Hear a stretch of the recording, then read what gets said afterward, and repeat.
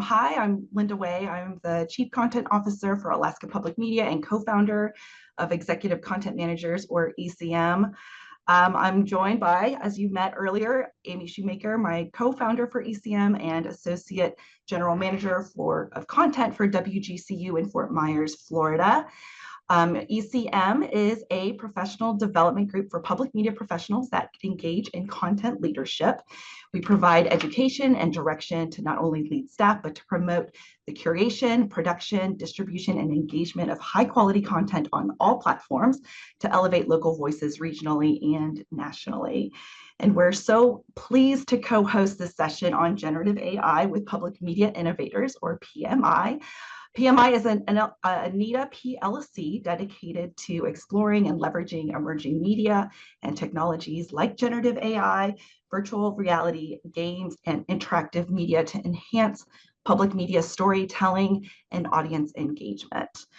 I'm joined here today with Chad Davis, Chief Innovation Officer of Nebraska Public Media, and Amber Samdahl, Director of Design and Innovation for PBS Wisconsin, and David Huppert, with the Director of Media Innovation Lab for PBS North Carolina. These three are the leads for PMI and will be monitoring the chat for today's event. If you were at the NETA Thought Leader Conference in this past September, you know that Chad, Amber, and David produced 2 sessions on AI, getting the AI conversation started at your station and everything that's wrong with AI. I highly recommend going back and watching recordings of both of those if you were unable to attend or if you want to revisit those presentations. And it's relevant because today's webinar was developed as a continuation of those presentations. And I'm so happy to also share that our presenter today is Talia Rosen. Talia is the VP of Standards and Practices and Associate General Counsel at PBS. Talia oversees the team that is responsible for ensuring that PBS content complies with applicable editorial and funding standards. She's also responsible for oversight of regulatory affairs, including developing PBS positions on relevant public policy matters. Talia, thank you so much for all you do at PBS and for the system. And really fun fact, if you were wondering where our icebreaker was coming from, Talia is also a board game designer. So happy to have you here, and we have a lot to cover. We're gonna have a full 90 minutes with time for questions, we hope. So I'm gonna go ahead and toss it over to you. Thanks for being here. Thank you so much for having me, and thank you to everyone in the audience for joining us this afternoon or this morning, depending on where you are. I'm going to share my slides now and talk through them, but yeah, I'm really excited to talk today about generative AI and how we apply the PBS Editorial Standards and Practices, this nice blue book, to generative AI. So let me go ahead and pull this up. I'm going to start by talking about kind of core principles, and then I'm going to switch to talking about use cases. And I'm going to be monitoring the chat if I can get this to work. So now you should see that. I'm going to slide this over. I'm going to pull up the chat just so I can monitor it. Let me pull that over as well. Nope. Okay, there we go. Let me see if I can get that chat to come off of there. Yep. All right, I'll put that over here. So now I have the chat on my monitor so I can see that because I'm going to pause at a bunch of different places along the way to answer questions. First question, yes, the session is being recorded. So it'll be on the site, the Public Media Innovators site for you to check out afterwards. So thank you so much to ECM and PMI for inviting me to give this presentation. We're not going to be able to cover it all, even in 90 minutes, which I asked for that extra 30 minutes just to have even more time. And I love talking about this stuff, so I'm happy to spend more time. But to jump right in here, okay, when I do that, the chat hides from me. All right, well, I may not always see the chat, but Chad or Amber will. tell me. Okay. All right. So we're going to start by talking about the core values. Then I'm going to talk about a case study, particularly American Historia, which many of you, if not all of you, aired in September. Then I'm going to talk for a minute about generative fill, which is, I think, the most worrying use of generative AI from a standards and practices perspective. Then I'm going to go through the other 9 use cases that I've seen to date. And then questions and discussion. But again, I'm going to try to pause along the way for questions and discussion. These 9 use cases that I'm going to talk through in a little bit, those are derived directly from the submissions that we've received here from producers and filmmakers that have proposed to use generative AI. And I've tried to abstract those into different sort of types of uses. You should definitely feel free to reach out to me and the whole standards and practices team there at standards@pbs.org with follow-up questions, because I think that every individual use case is unique and warrants more discussion. So my favorite website on the internet, hopefully everyone knows, is pbs.org/standards. It's where you can find the actual policies themselves, but also like a whole wealth of resources that bring those standards to life, including our 2-page guidance memo on generative AI, but also like tons of other stuff. And I feel like I can just brag about it because I didn't make it. The team made it. And I think they just did such a phenomenal job. And it's crazy to think that a site like this didn't exist 3 years ago. It launched a couple years ago, and really recommend checking that out and just browsing that for the case studies and everything that it has. So let's start with the core values. The question that I started getting last year was, how could PBS standards possibly apply to this totally unprecedented development in media? Your standards were written years ago before there was any generative AI, so they can't apply, right? And I think the answer to that is no, wrong. They can apply. If you read the 12 pages of our collective public media's editorial standards closely, you actually find a lot of language that is, I think, remarkably prescient and remarkably on point, even though it didn't anticipate this particular technological development, but the values very much apply.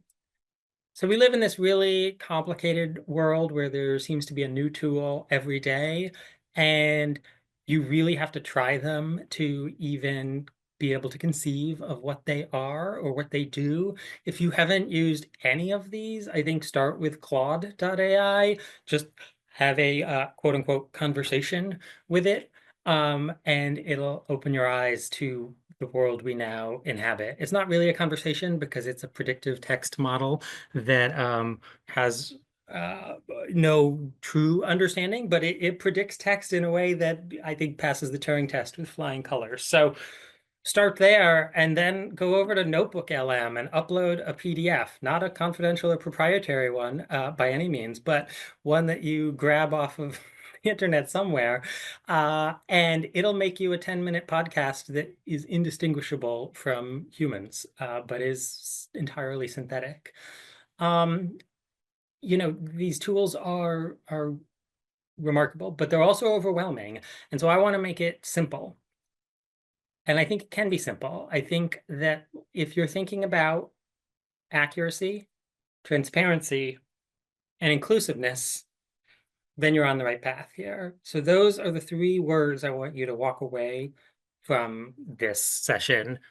Remember, if you remember no other words, accuracy, transparency, and inclusiveness. These are the 3 core values, the 3 lenses through which I and the team here looks at every potential generative AI use. And that applies whether it's a voice AI, text, images, video, songs, whatever it is. These are the values that have undergirded PBS and public media for decades, and they're, I think, more relevant than ever. And they actually give us an opportunity to, I think, become more trusted as other media outlets, whether that's CNET or Sports Illustrated, make missteps with generative AI.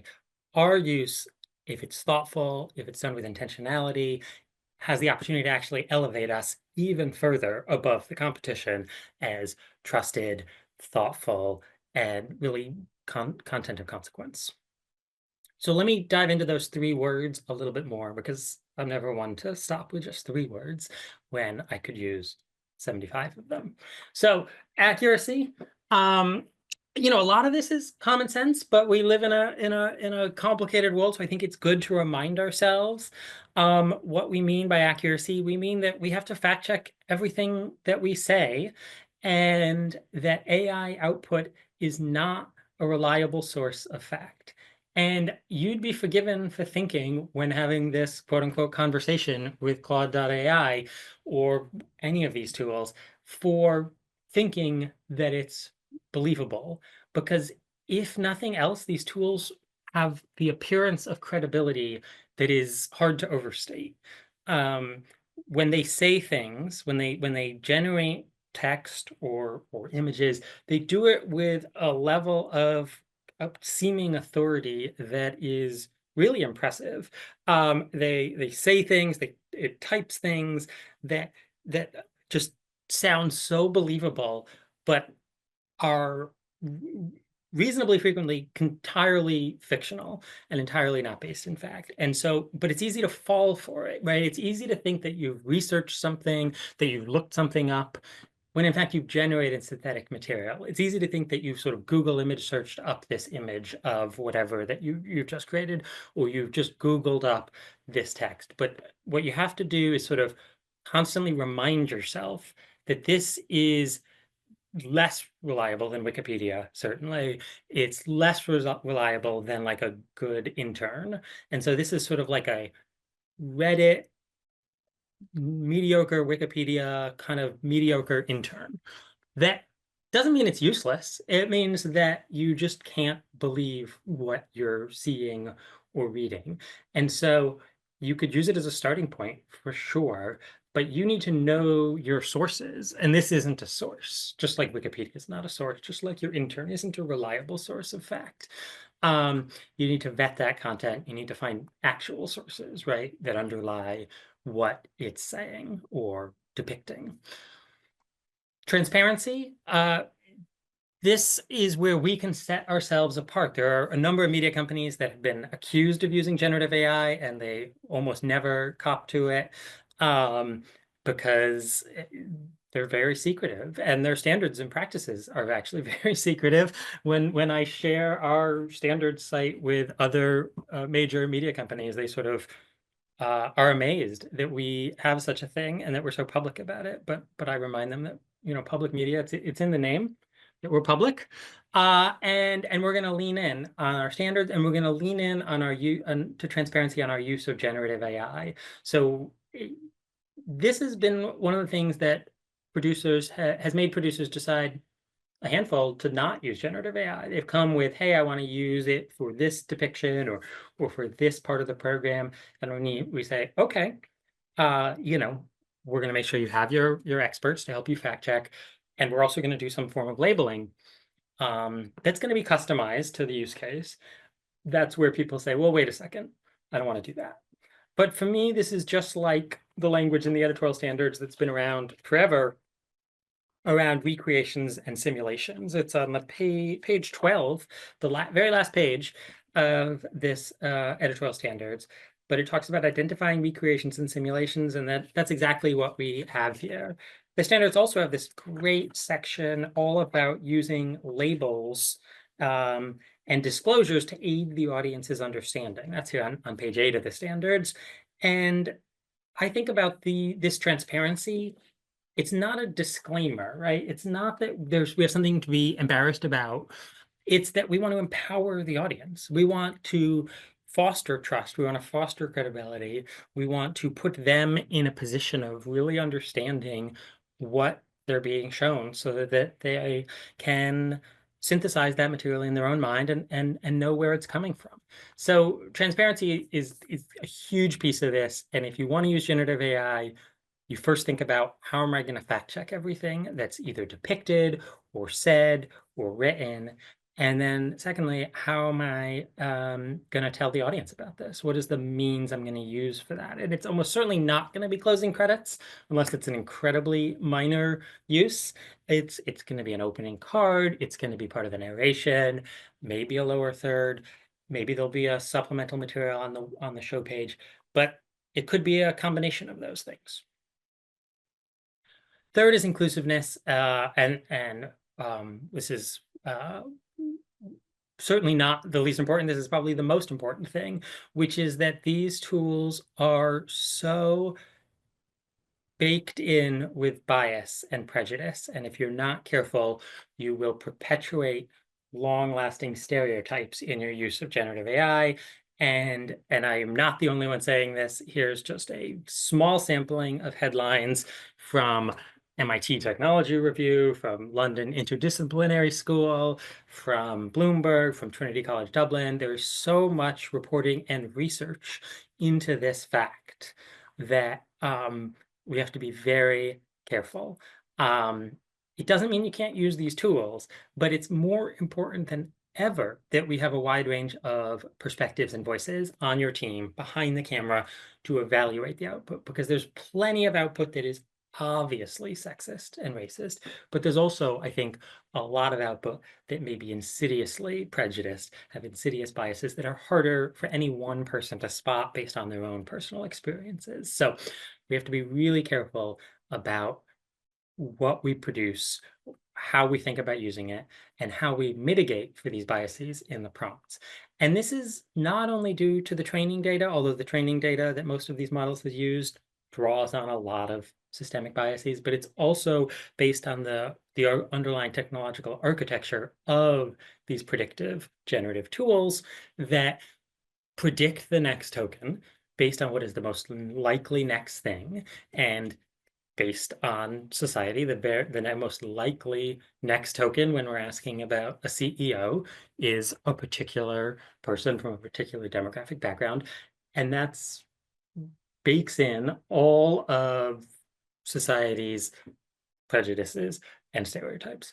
And so it's such a core part of how these tools work that it's, if you read the system card for O1, for the newish GPT-4 model, there you see them wrestling with this, but you also see that they don't really have a solution for it, and they can pick around the edges with reinforcement learning and with chain of thought reasoning techniques, but it's not necessarily solvable. And it's not clear what a solution would even look like, but I think the solution is probably the human first and human last principle that you see in Nebraska Public Media Standards, right? That you're going to have to, I think, always have humans to help you evaluate this output and think about it critically. The good news is that there's a consensus emerging, right? That standards are coming out from all sorts of organizations all over the world that are really, I think, infused with these same core values. And so PBS is far from the only ones doing this. I think we were one of the first, but it's really nice to see that these same values are sort of permeating and percolating across media organizations. And I'm seeing here in my notes for this slide, I actually have links to all of these, so I'll give those to ECM and PMI so that they can post the actual links to all of these policies with slides on their site, because I think it's worth seeing. You start to see these commonalities, and I'm really happy about that. I'm going to pause there and try to check the chat, see if there's anything. Oh, okay, we do have some questions. Let me scroll through here. Okay, wait. Okay, I'm scrolling up. Try to get back earlier. Oh, there's lots going on in the chat here. Let's see here. Talia, I'll winnow it down for you because I've been like. Okay, you'll winnow it down for me. Well, Yep. half of these posed through me. So David actually asked a question about recreations, and it stems from the American Revolution sizzle reel or opening credits we saw at the NEDA conference. But he asks, does a film like American Revolution have to disclose when they recreate those kind of beautiful scenic wintry scenes and some else footage? If they were to recreate something like that, would that have to be disclosed? That's a great question. So our cutoff for like prominent disclosure of recreation is really like the invention of camera technology. So because what the standards say is that whenever there's a possibility that members of the audience could reasonably be confused or misled. And so if we're depicting things that happened sort of from 1860, 1870 onward, then we're going to have a more prominent disclosure of recreations. If it's something from the 1700s, or something like dinosaurs battling, like in Chad's example in his newsletter today, we're not going to do it in the same sort of way. With AI, we're leaning in on more transparency at this moment in time. So if they were using generative AI for those scenes in the American Revolution to depict the 1700s, then we would figure out a way to be more transparent. They're not, to be clear, they're not using any generative AI for the American Revolution. But so we are leaning in further, even if it's depicting content that was before the invention of cameras and the propagation of camera technology. And that's what I'll talk about here with American Historia in a moment. But that's sort of our dividing line, and that comes from that section 4D5 on page 12 of the standards. And I meant to say this earlier, and I apologize at the top, but everything I'm talking about today is rooted in the PBS editorial standards, and I am not talking today about the many, many legal and copyright issues that are inherent in the use of generative AI. There's a separate team of lawyers at PBS that is thinking critically about that.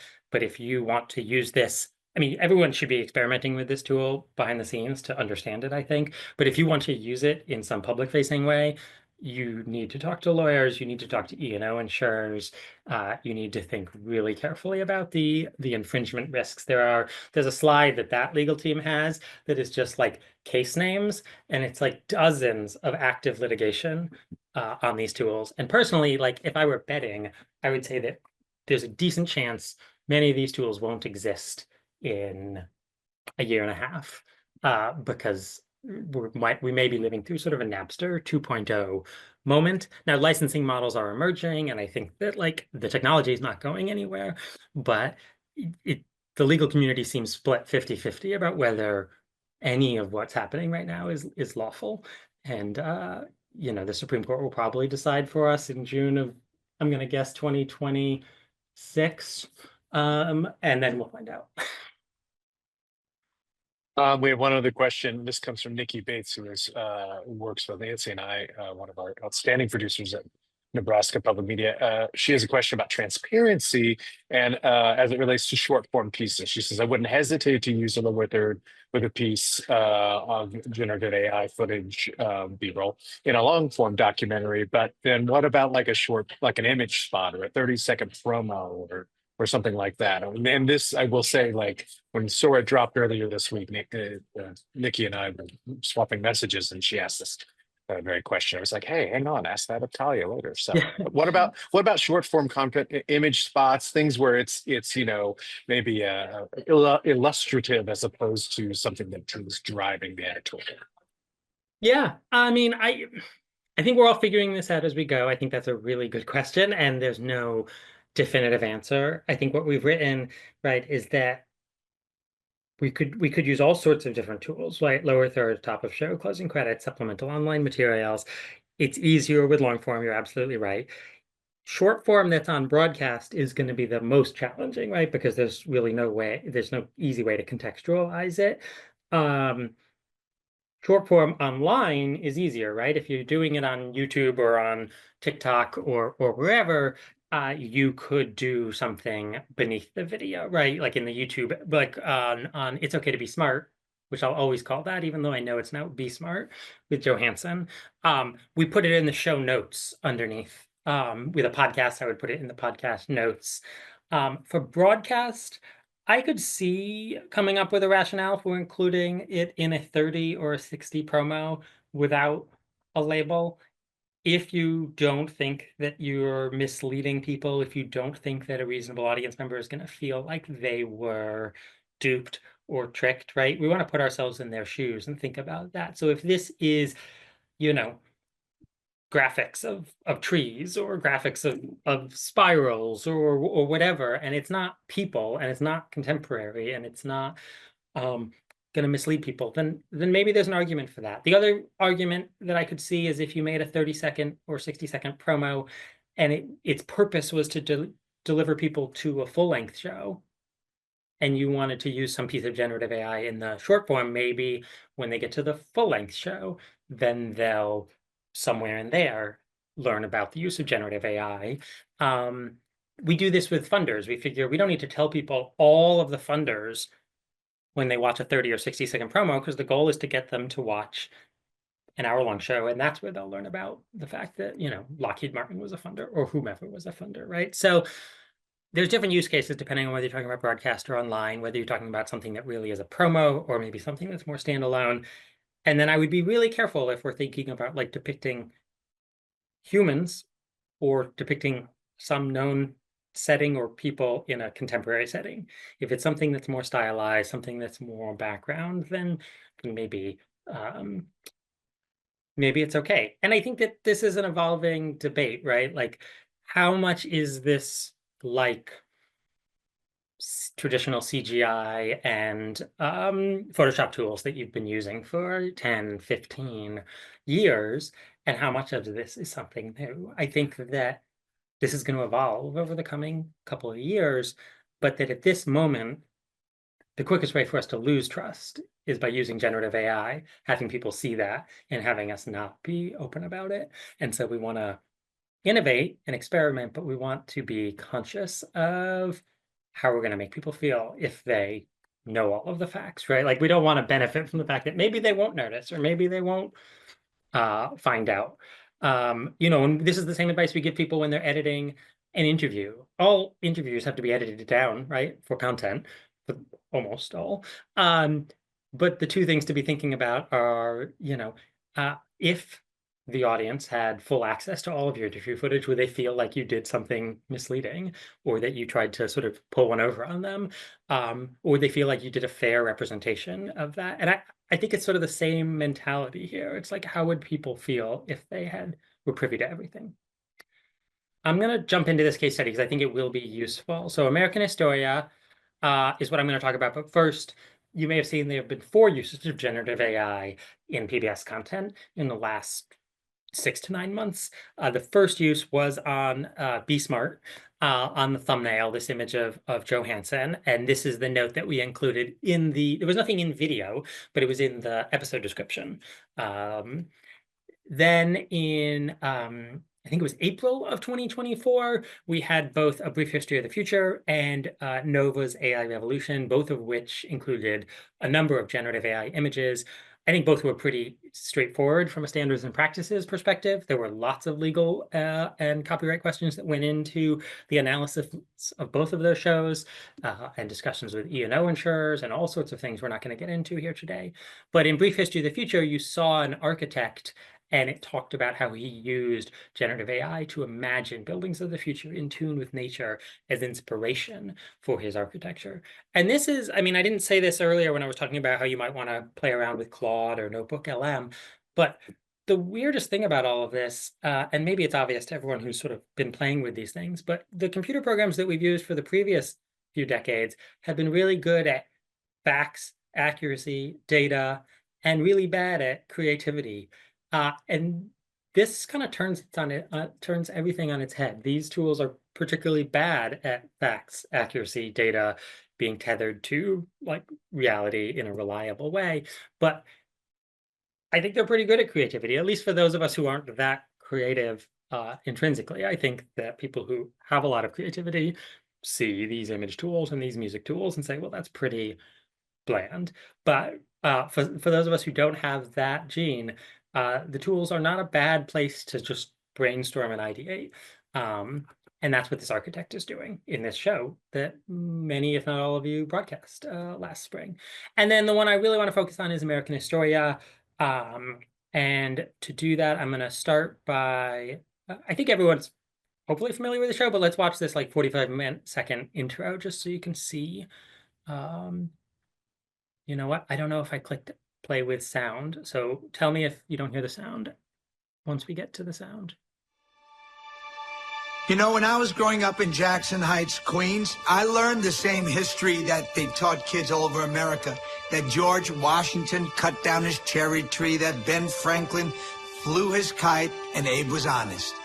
Guess what was missing? Us, the Latino contributions to this country. You can't have a history book about the United States without considering the histories of all of the Latino communities. Most of the history we're still taught is from the point of view of the conquistadors who tried to wipe out any trace of advanced indigenous cultures.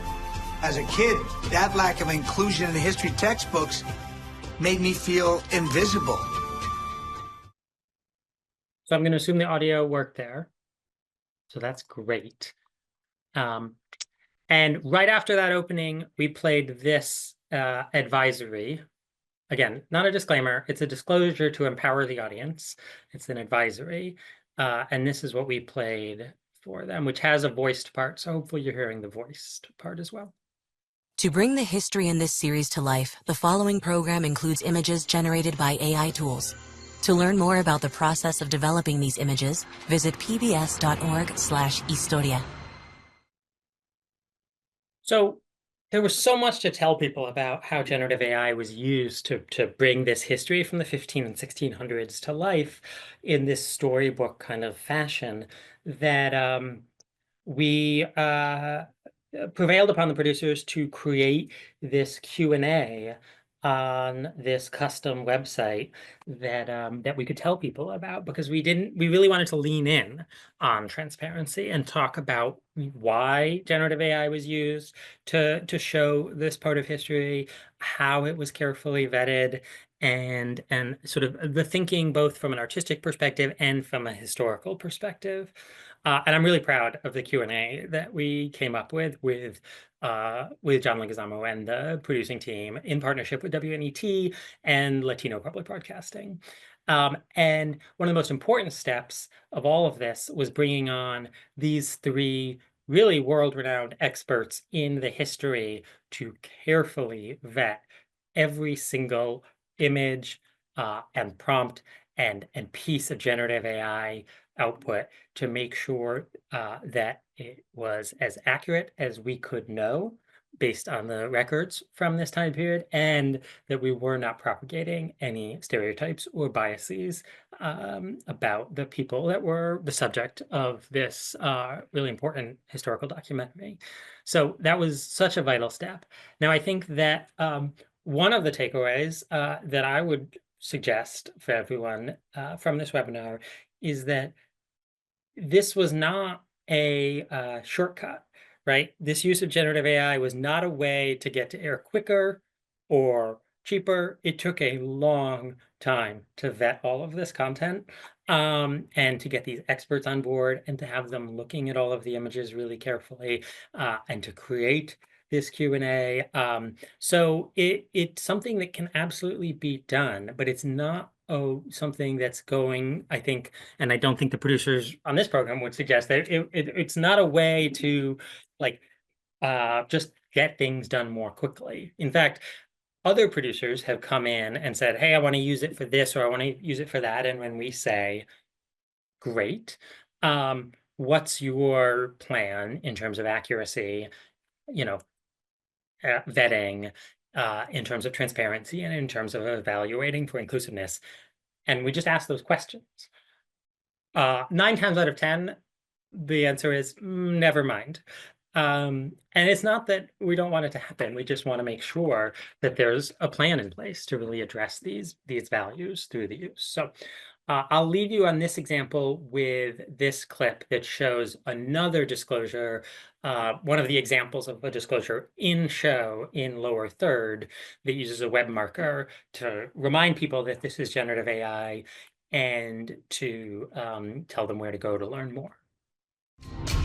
There was a third important person at this diplomatic meet and greet, Cortez's native interpreter. The Spanish called her Doña Marina, and the Maya gave her the title of respect, Malintzin. Malinche is an extremely divisive figure in Latin history. She gave birth to Hernan Cortez's son. Metaphorically, this is the first Latino, a child with both indigenous and European ancestry. She's the mother of all modern Mexico, but as I learned, many also see her as a traitor, a temptress who aligned with the conquistadors over her own people. She actually was born into a noble Aztec family, and then she was sold to a Chontal Mayan community. She's basically on the lower rungs of the society in Chontal Maya. She learns the language, of course. Hernan Cortez is traveling through the southern part of Mexico. He looks scary and dangerous, and so they just like, here, we're gonna give you some gifts, move on. All right, I'm gonna pause again and check the chat, or I don't know, chat, if you wanna, if there's any other questions I can address before I jump into the next section. I think go ahead and jump into the generative stuff. Okay, great. Well, I won't be thinking about your questions, or, feel free to email the questions to standards@pbs.org if you have questions afterwards.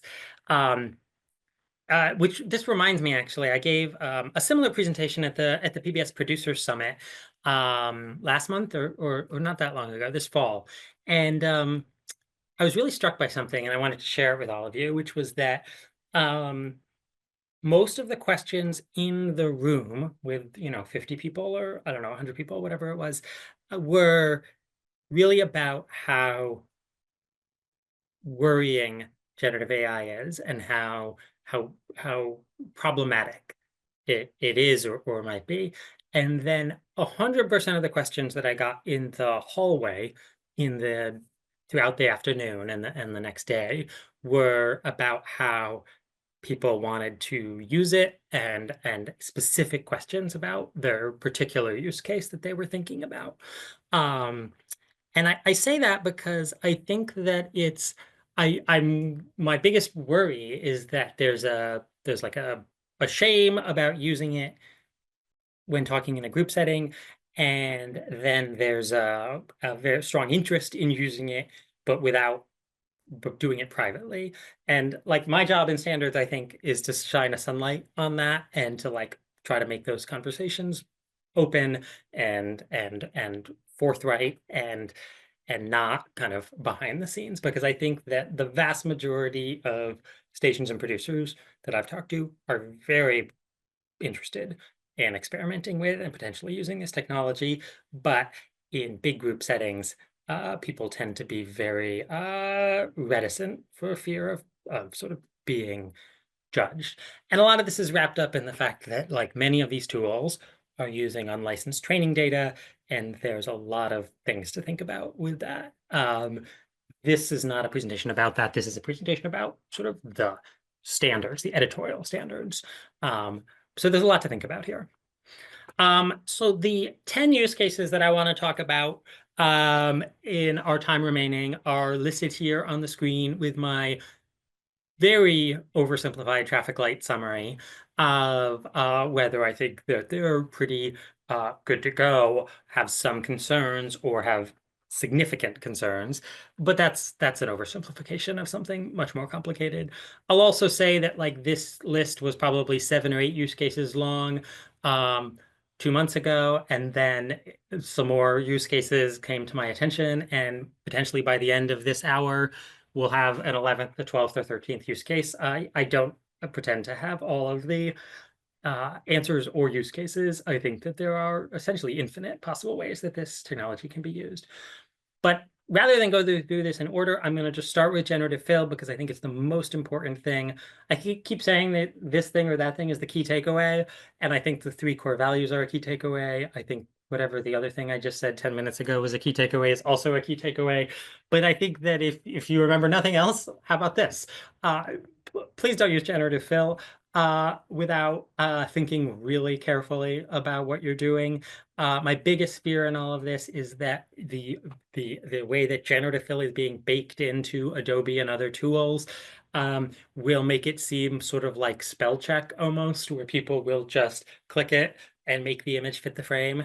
And that is so anathema to, I think, so much of the work that public media does, that I really want people to be really careful and thoughtful about how we use this incredibly powerful new tool that we have.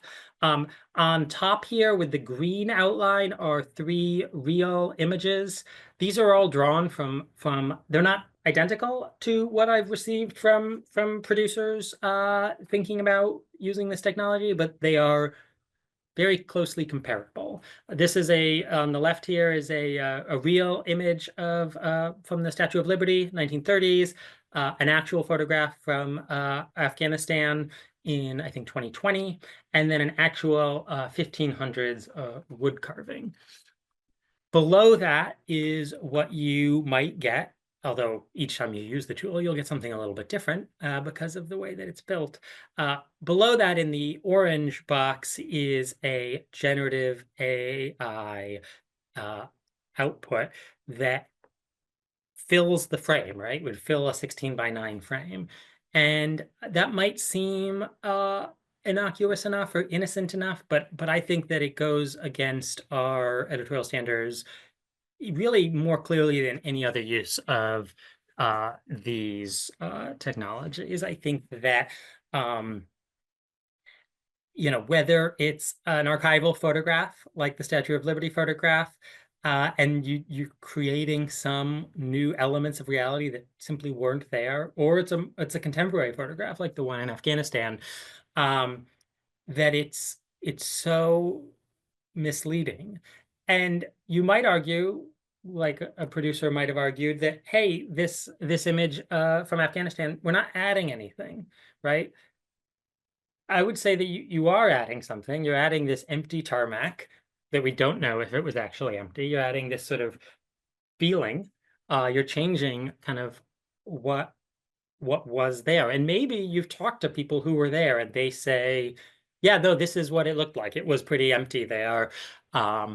This is fine. Oh, okay. Well, then what you've done is you've created a recreation, right? You've created a new depiction that appears to be a photograph, is not a photograph anymore, right? There's part of it that's a photograph, but there's a whole other part of it that isn't a photograph. So if you feel it's essential that you use that recreation, okay, but let's talk about how we're going to tell the audience. And that's going to be really tricky, right? Because it's half of it's not a recreation, the other half of it is. I will have to figure out how we go ahead and communicate that if it's really essential. So the answer isn't that you can never use generative fill. That's definitely not what I'm saying. But I think what I'm saying is that if you think it's essential for editorial reasons that you use generative fill, then let's talk about how we're going to fact check the thing that's filled, how we're going to communicate to the audience. And certainly if people are being added, how we're going to think about inclusiveness and bias. And I've had a producer say to me, well, isn't this just like what Ken Burns does with old photos? And I would say, definitely not. His style, of course, is to zoom and pan over images, not to create synthetic fills around historic images. And then the other thing I would say is a lot of our content ends up in PBS Learning Media and is taught in schools. And so if we have a famous 1930s image of the Statue of Liberty and we decide that we want it to be 16:9, well, now that's going to be the new historic record that's taught in schools and that is passed down. And I don't think we want to be responsible for changing the history of 1930s photography of the Statue of Liberty. So please be careful and thoughtful about this. And then very recently, Generative Extend was announced. Makes me very nervous. Extending existing footage to add a few more seconds feels very fraught. Again, not impossible to use. I think that there are filmmakers and documentarians who will come up with brilliant and creative ways to use all of these tools in ways where the use is a feature, not a bug. And that's great. And I can't even anticipate the ways that they will think to use these things. And I can't wait to see it. But if it's just to make it fit the frame, which we have millions of other ways that we can all do that, or it's just to get a few more seconds out of an image, of footage, particularly if it's of people, let's pause and have a really sort of thoughtful conversation about that use case. There are other uses of generative AI that are much less worrying, I would say. And all of what I'm saying really is rooted in the best practices on page 11 of the long-standing editorial standards. And I don't think any of this really rests on this being an AI tool or not. We've had editing tools for the longest time that have allowed us to do things like frankenbiting or composite quotes that were very slick. But our job, right, is to edit in a way that fairly and accurately portrays reality. And I would argue that most of the generative fill uses that I've seen don't meet that standard that was set up many, many, many years ago for us. And the standards acknowledge that our jobs, that the job of producers is to edit material, but to do so in a way that collects and orders information that accurately portrays reality.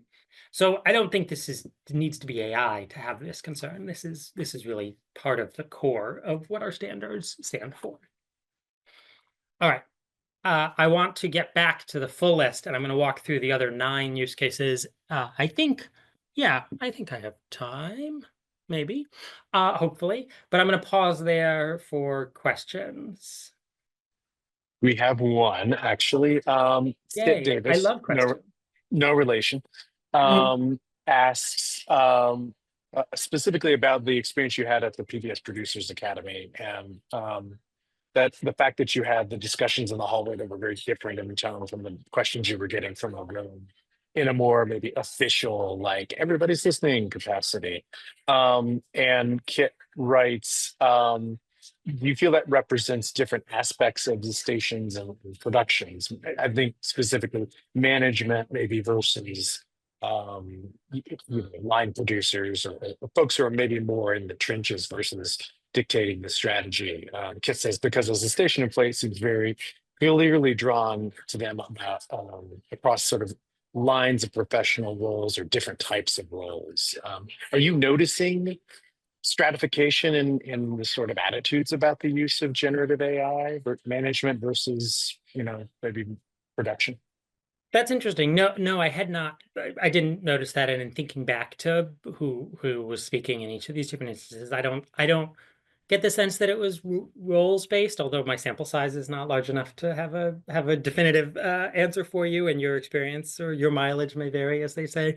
I think it's more that there's a lot swirling, a lot of anti-AI sentiment swirling, right? You see it with the Coca-Cola ads and the backlash there. You see it when people accuse Disney of using AI and I think the Loki posters. You see it every time there's a discussion. You saw it in the Olympics with both Al Michaels and with the Google Gemini ad and that ridiculous ad about writing a letter to your childhood hero.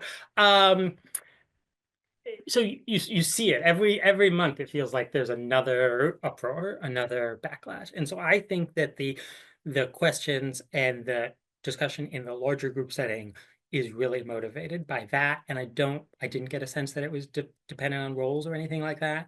And that sort of, my sense was, discouraged maybe people, or maybe it's just that people have very particular questions about a particular idea and a particular use case. But I sort of got the feeling that there was a worry that, like, saying that I'm thinking about using it in a bigger group setting felt like there was a level of vulnerability there.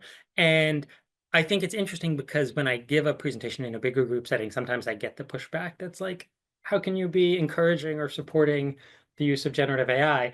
And I think my answer is that that's definitely not what I'm doing. I'm just recognizing that this is something that's happening.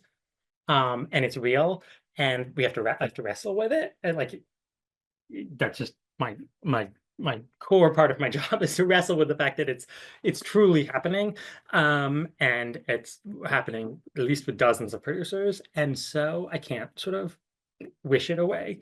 And I think that having any hard and fast, like bright line rules that are like never this or always that, that's not going to work either. So we're going to have very sort of nuanced and thoughtful conversations and rules about this.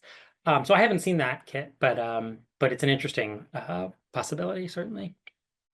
I think Kit's question, well, there's a follow-up. As a designer, I appreciate the point about having to wrestle with the reality and come up with the standards because they are very important. Appreciate your point. I think Kit's kind of question and follow-up also give permission to all attendees. Like, if you have doubts, if you have concerns, if you want to express some of that, like, this is definitely an okay space to do that. So don't feel like you've got to be all cheerleadery about it all the time. And there will be different perspectives from like a management standpoint versus like someone who's actually got to produce with it. So yeah, that's totally fair. I mean, everyone has a different role here to think about. And I certainly don't have all the answers here. And so let me jump into these use cases though before I run out of time. Okay, so the first one I'm going to talk about is B-roll stills, because that's by far and away the most common use case that has been submitted to me by producers in real life, and then these other ones that I've seen as well. And for all of this, again, I'm like a broken record here, and my goal is to be the most predictable person at PBS. I'm going to just say, okay, well, what have we thought about accuracy? Have we thought about transparency? Have we thought about inclusiveness? Like, I'm not going to surprise anyone with those questions, I don't think. So B-roll stills come in all flavors. Some of these are actual ones that have been submitted. Others are ones that I created, inspired by things that have been submitted. And I've arranged these from left to right in a way to just sort of give you a sense of the spectrum of use cases, whether it's like a dinosaur flying a spaceship that's going to have far less concerns from a standards perspective, may have concerns from a legal perspective, maybe copyright infringement, not for me to say, to the images on the right that raise a lot more standards issues. I think for all of these, we want to think about, does there need to be transparency? For the image of the buildings that are kind of trees that look very like Rivendell or Lothlorien for the Lord of the Rings fans out there. That was easy because the show talked about it being generative AI. And so we didn't need to think about whether there was going to be a label or not. For something like that or the dinosaur, we probably don't need like an on-screen label, right? Because it goes to that question about American Revolution, right? Like, if it couldn't be real, then we probably don't need to label it. Do we want to put something in the end credits? Just to err on the side of being open and not being accused of hiding the ball? Maybe. Will that change over the next year or two? Probably. But then you get to something like that image in the middle, which I love. This was from a poetry program wanting to illustrate a poem from 1922. And I think from a standards perspective, that's a great use case. Like, let's illustrate 1920s poems with generative AI. Yeah, that sounds like public media's bag, right? But I would add a lower third there because that's not a photograph. And I think it looks like a photograph. It could be reasonably confused with a photograph. So I would add a lower third when we're talking about a black and white image of the dresser of Deal. But, it would be something we'd want to discuss, how do we handle that? Or are generative images being used throughout the poetry program? In this case, it was just one. But if they're being used throughout, maybe it's something at the top of the show. Maybe it's a quick card to talk about that. I don't know. We've used cards at the top on various POV programs when they're full of recreations, like the Infiltrators. So a card at the top is not a bad way to approach that if it's something that's sort of pervasive throughout. But if it's a one-off like this was, then a lower third. Now, I'll note that image ended up not working because of copyright concerns. So again, I'm just looking at this from a standards perspective. For copyright issues, it's the terms of use that matter. Luckily for me, I don't need to worry about what the terms of use say for any given tool. But if each of these is created with a different tool, it's going to matter what the terms of use say. And I know no one wants to read the terms of use, and you may not in your personal life, but from an organizational perspective, what the terms of use say is really important. And some of the terms of use, some of these tools are kind of insane and absurd. Like, have you indemnifying the tool who are using it rather than the other way around, which, yeah, you don't want to do that. And then you get to the images on the right where you really need to think about, you know, are we misleading people? Are we accurate? Are there biases here? If we're going to depict children, or we're going to depict, you know, late 1800s railroad workers, we're going to really need to go through each of those three lenses, you know, very purposefully, I think. So B-roll stills are the most common use I'm seeing. People have an interview subject. The program might as well be a TED Talk, but you want to cut away from this person's face and show something. Great generative image tools might be the answer if you don't have the budget for human-created artwork or for stock images, or if you want something really custom, or you want to create a certain style. And from a standards perspective, it's doable, but it should be done thoughtfully. And you can see, for instance, this boat image in the bottom. That's American Historia. And so that goes back to the example we talked about earlier. My next one is simpler. Well, no, nothing is simple in this world. The next one example is different, but I'll pause there to talk about B-roll stills if there are any questions on B-roll stills. We have questions, but they are not specifically okay. B-roll. That's okay. Let's go back and let's do questions. We'll do some questions. Okay, cool. Yeah, I mean, if there are questions about later use cases, I might punt them, but yeah. Totally. Punting is a valid response here. One, and just for everybody who's typing in question, very cool. Maybe check and make sure the drop-down menu has it set to everyone, because a lot of stuff's kind of bouncing around the host and panelists. So I'm pulling from that. Some of you may be like, where did this question come from?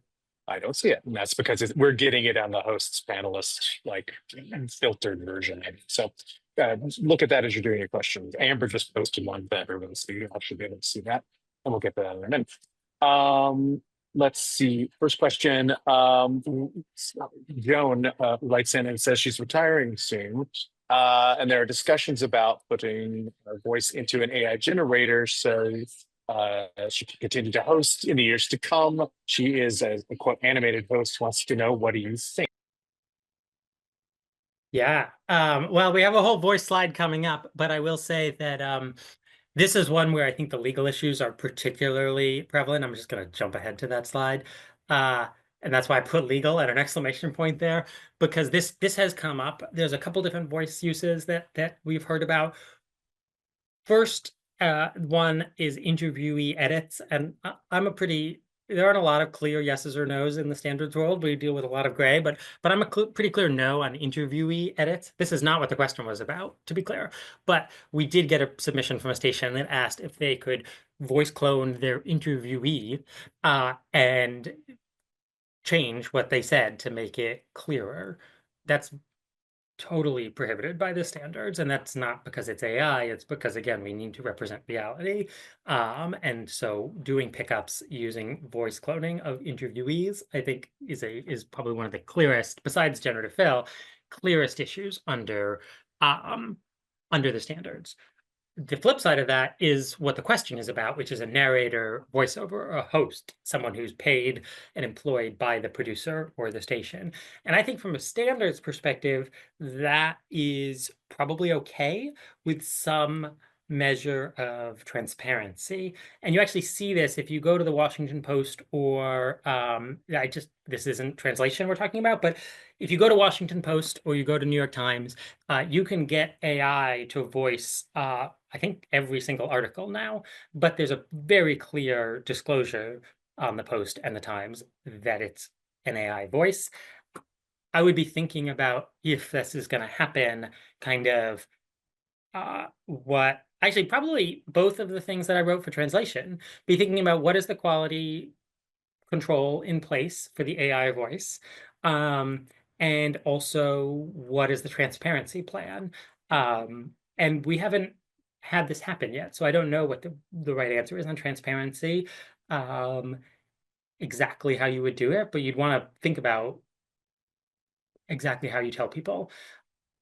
That being said, licensing your voice for sort of in perpetuity use as a host when you're not employed anymore is just so fraught with legal considerations. First and foremost, if you're part of a guild or a union, like this is part of what SAG-AFTRA and all of the unions and guilds are thinking about. This is not something that I work on personally, so I can't speak to it with any specific expertise, but that's sort of step one to be thinking about. And then step two is thinking about what does the contract say? What can they do with your voice? And what does the compensation structure look like for voice cloning? I think that the law has very much not caught up in this space for whether and how people own their voices. And you see this through the controversy around Scarlett Johansson and OpenAI. And so there's just a lot to work out here. And so you could do what you're describing in your question. And I think it could be aligned with the editorial standards, but I'm not sure. I don't know all of the legal implications of setting up an arrangement like that and sort of how long it lasts, what it looks like. This is not to be considered legal advice or counsel. No, it is not even a little bit.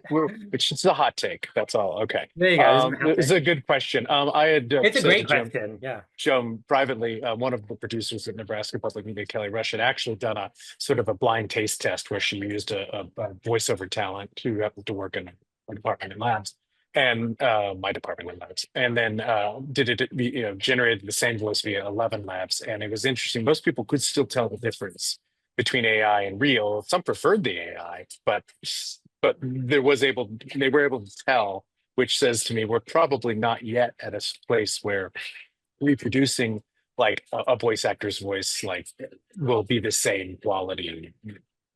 Give it a year or two, perhaps. No, but what's interesting to me is that like when people see the Coca-Cola AI ads or they hear their voice and they note a little bit of it being off, all the discussion seems to be about, oh, it's not good, it's not there yet with Sora, with any of these tools.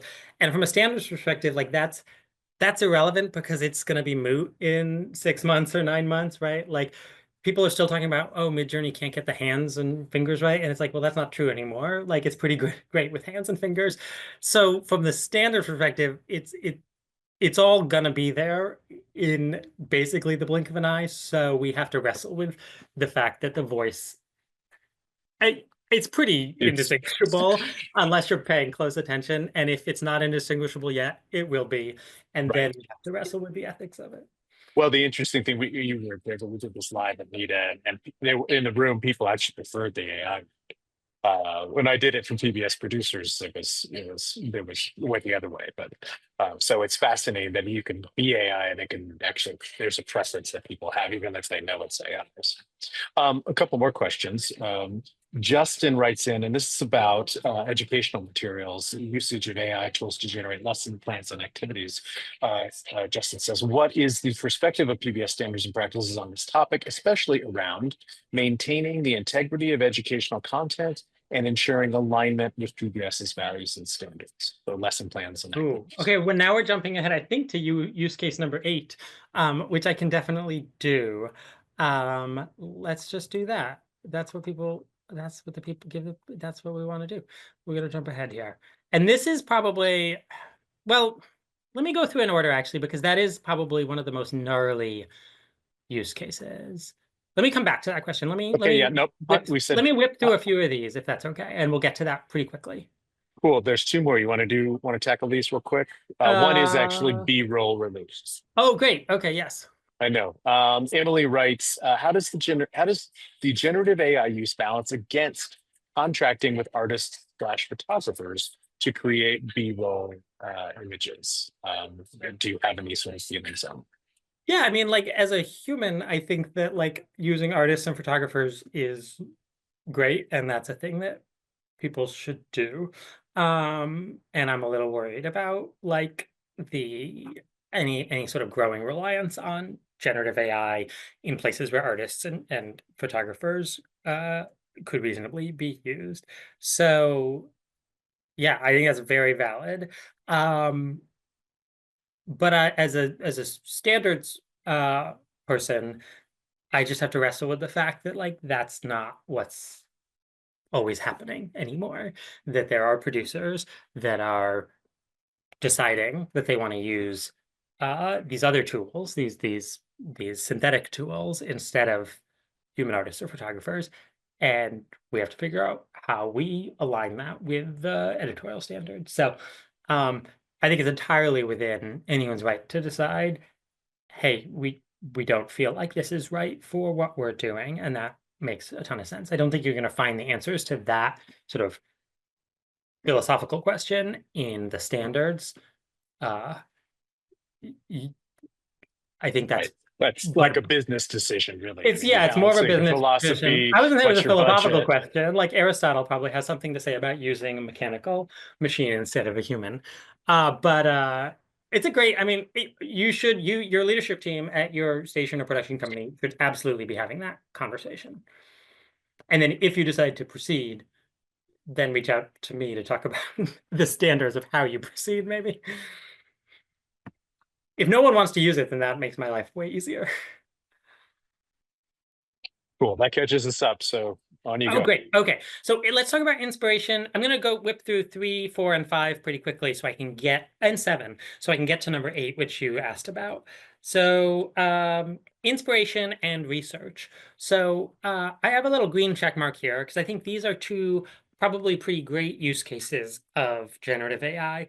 First is inspiration. So here is an image from an American Masters on the right there that a human created. On the left is a generative AI image. They were trying to sort of get inspiration for what the home of Augusta Savage might have looked like based on the information available. So generative AI created that image on the left. A human artist created the image on the right. I looked at that and said, yeah, that's materially different. We're not going to label that as generative AI. You used it for inspiration.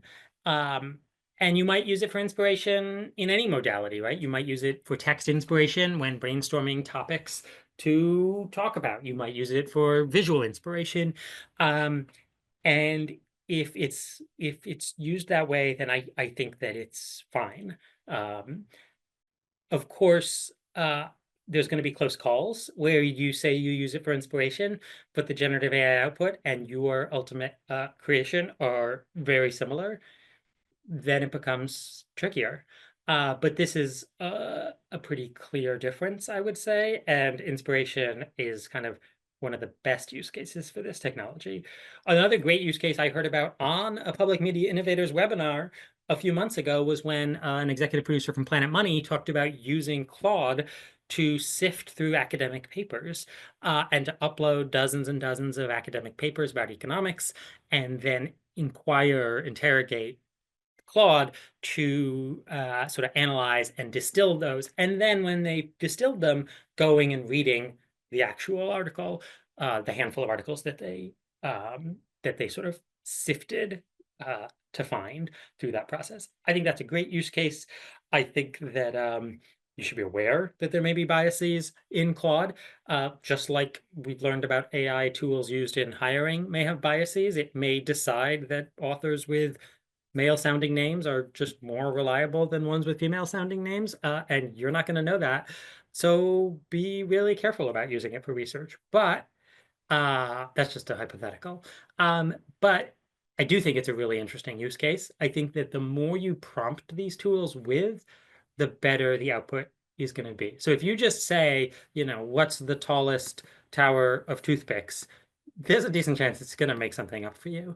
But if you upload 100 pages of PDFs and you ask it to distill things down, or you grab a transcript out of YouTube from some TED Talk, it's going to do a much better job of giving you some output.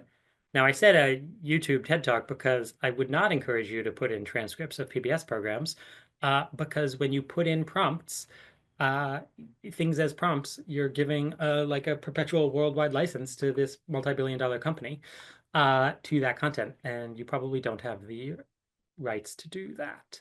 But inspiration and research, great use case. Sort of like Wikipedia, I think.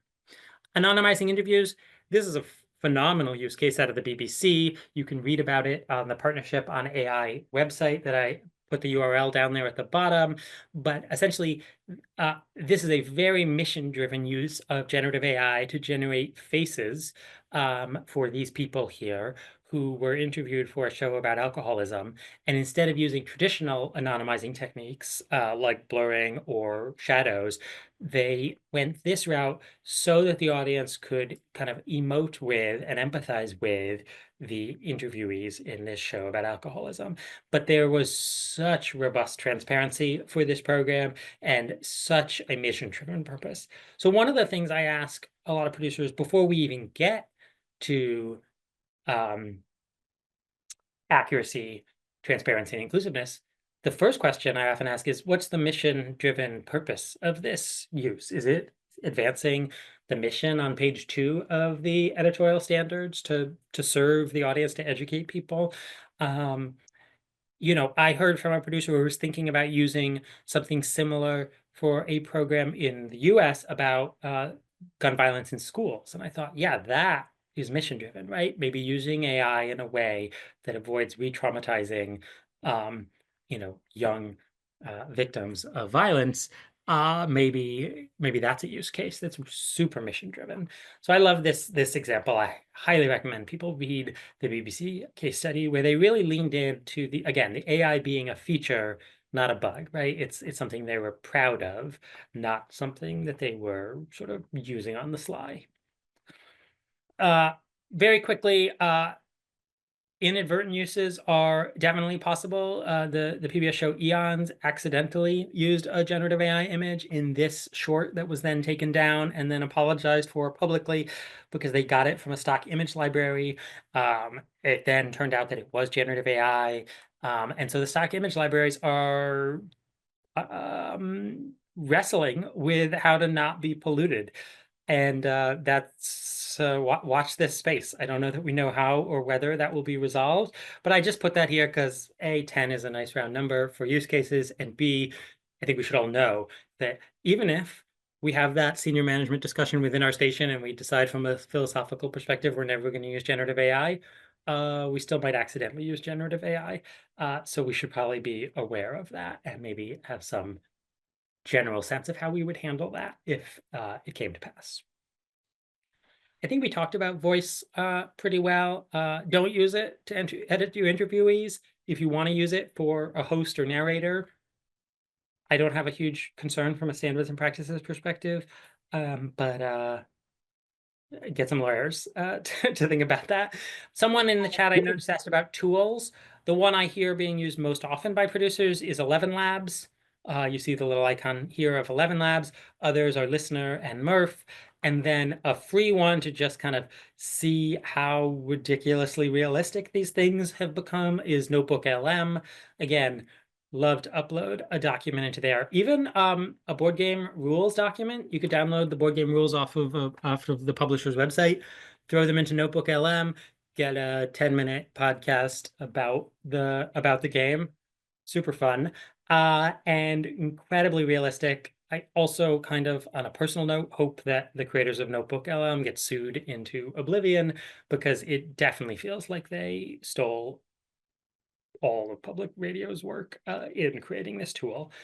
So hopefully that happens. But in the meantime, it's a very fascinating tool, and man, do they sound real. Talia, can I ask this is actually a chat question, believe it or not. Okay. What about using AI to clean up audio? So this Yeah, isn't okay. editing, but actually taking audio and making it broadcast, perfect, we'll say. Great question. Wonderful question. Yes, absolutely. So this is we get two questions that are basically that. One is using AI tools to clean up audio, and the other is to clean up images, to up-res images. So up-resing, color correction, audio cleanup are all things we've been doing for many years. They are now infused with machine learning algorithms. I would say that that is not generative AI, and so it's not governed by any of our generative AI guidelines, which are all about creating novel and new material. If we're cleaning up existing material to make it more legible, more understandable, more educational to our audience, then I don't have particular standards and practices concerns. But I would go back to this provision on page 11 of the standards. Is my use of these machine learning tools that are infused with sort of an artificial intelligence to clean up audio or to up-res images, is it still fairly and accurately portraying reality? I can certainly envision hypotheticals where cleaning up audio to remove crowd noise would be misleading. Maybe you have footage of a riot and you want to sort of tone down the background noise from the crowd. Maybe you're really not sharing what really happened with people then, or you want to up-res something so far that it's like that you're really sort of misrepresenting what was there or what was possible. So I think the simple answer is that's fine. Go forth and clean up. The more complicated answer is like, maybe don't do too much that you're like really warping things. But in the vast majority of cases, I wouldn't consider that a generative AI use, and I would consider that probably fine. Cool. Thanks. And so I do think it's worth distinguishing generative AI from the fact that the word AI has been applied to everything now as a marketing thing and as a hype gimmick, right? It is sort of two different things from my perspective. All right, so we talked about voice. Translation. I think translation is an awesome use case. I've heard about producers saying, like, what if my show was in 100 languages? I'm like, yeah, that sounds great. That sounds like you're really actually pursuing our inclusiveness principle, and you're really pursuing our educational mission. That being said, let's think about accuracy. Let's think about transparency, but I think both of those are very solvable. And so if someone wants to translate a PBS show into 100 languages, assuming the legal and rights issues have been figured out by those folks, then yes, absolutely, let's do it. All right. Text creation and editing. And I put a green check mark here because I do think this is a viable use for generative AI, but I also think it's very thorny. And this gets back to the question that was asked about learning media.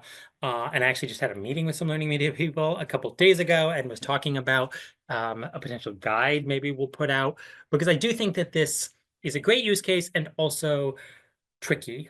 And the part that's tricky is that, so yes, using Claude, using, I guess, Gemini, if you don't have access to Claude, using ChatGPT to ideate, to brainstorm, to create an outline, to help edit text, all seem okay, but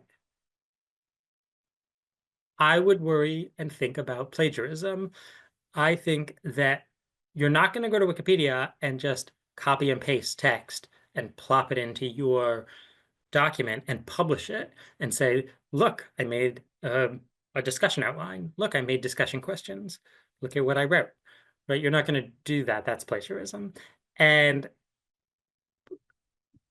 the world is still coming to grips with whether this is plagiarism. But I think my current understanding is if you go to Claude and you say, here's a document, here's a transcript, give me 3 discussion questions for a classroom, and it gives you 3 discussion questions, and you copy and paste those discussion questions into a document that you then publish, and you don't credit it, that I think that's plagiarism. That doesn't mean you can't use it, right? Like, I've used it to ideate, to bounce ideas off of, to say, here's a thing, I'm thinking about discussion questions.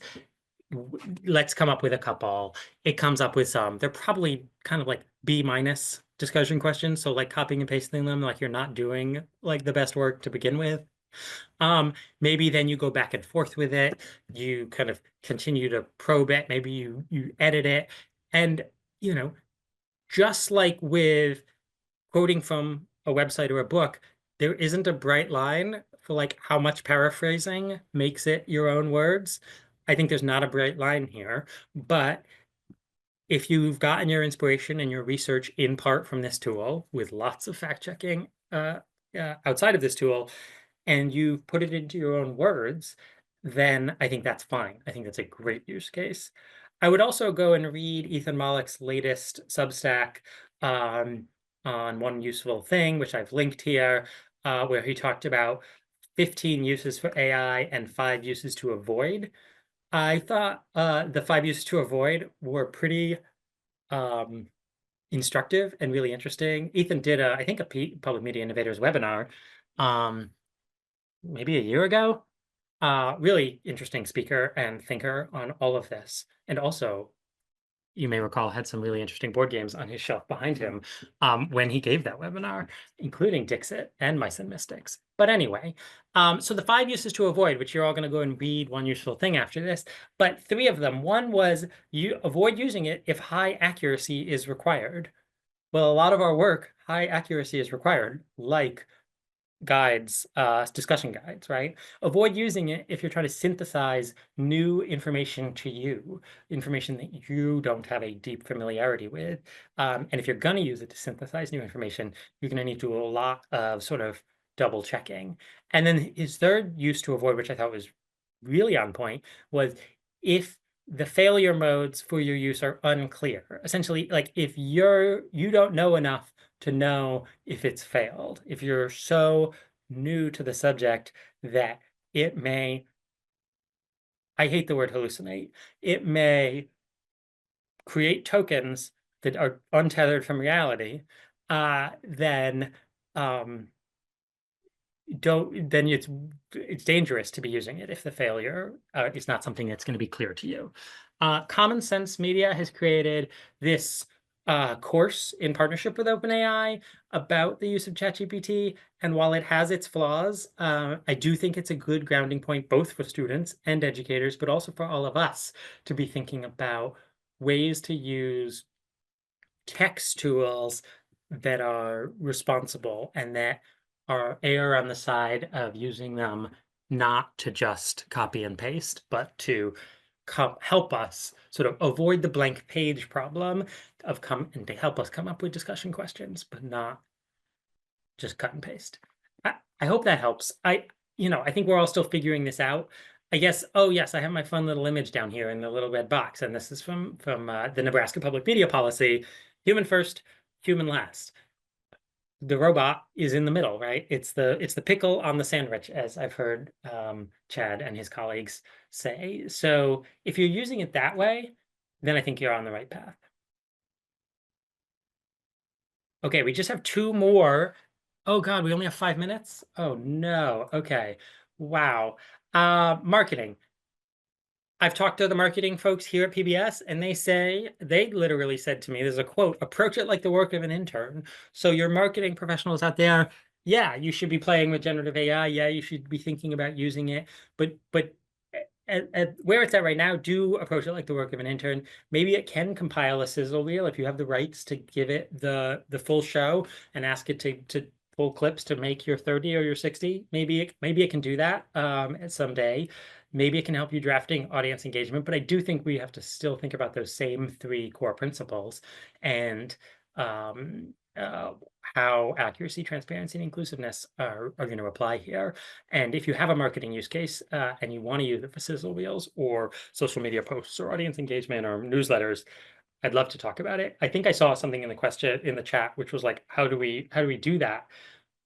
Just email. Yeah, email standards@pbs.org. We'll schedule time to talk. I can talk next week. The way I learn about these things is by hearing about how you, the creative people of the world, are actually thinking about using it. So like that's the way that I can kind of come up with the framework to try to fairly and consistently develop what we do here. But again, the human is on both ends of the creation of this marketing content. And then lastly, video and music.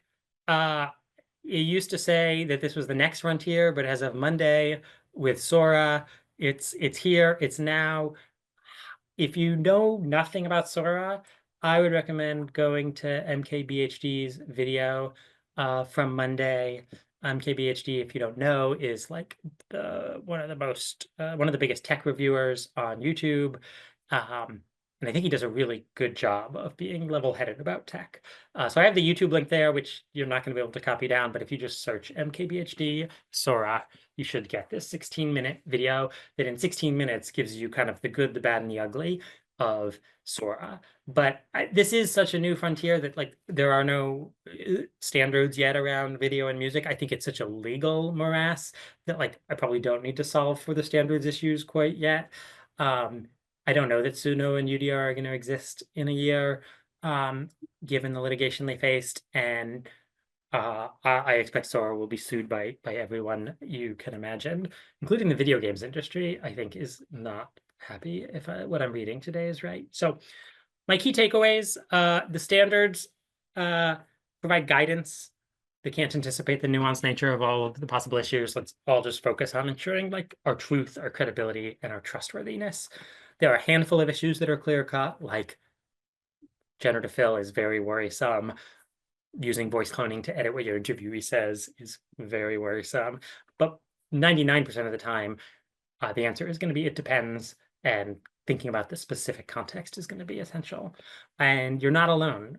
I really want to create a culture of dialogue around these issues, so please don't hesitate to reach out, standards@pbs.org. And if those are too many key takeaways, I think remember accuracy, transparency, inclusiveness, or maybe just that the robot is the pickle on the sandwich.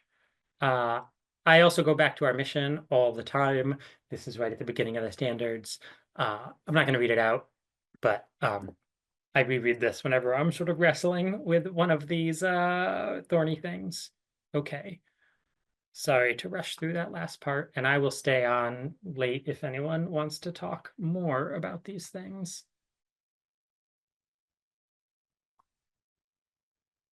All right. I actually think we caught up with, I mean, we did it as we went, and Really? I don't see anything lingering actually. If you missed it, oh wait, something just came in. Okay, I'm going to stop the robotic share so I can escapades. see. I want to see people. I'm going to stop the Stop share. the share. Yeah. Stop the share. So yeah, we did put some for those who are scrolling through still, we put a couple of Sora videos up earlier in the chat. If you just want to get a quick 5-second glimpse of what that looks like, it'll open in a player window for you, independent of it.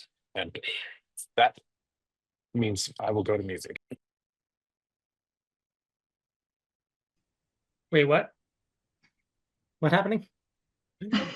Well, I'm going to close out. That was a really bad toss to Linda on my part. That's what that Oh, okay. All right. We'll close things out. Thank you so much. This was such a jam-packed hour of information. Of course, we know things are changing by the minute at this point. Thanks everyone for attending. Chad, you did an excellent job on curating all the questions, recordings of this webinar. I know everyone's interested in that. They will be posted on Public Media Learns in the Public Media Innovators section, but also the ECM member space as well. So thanks for being here, and Talia, of course, for your knowledge and your thoughts on how this is evolving. So thank you so much. Thank you.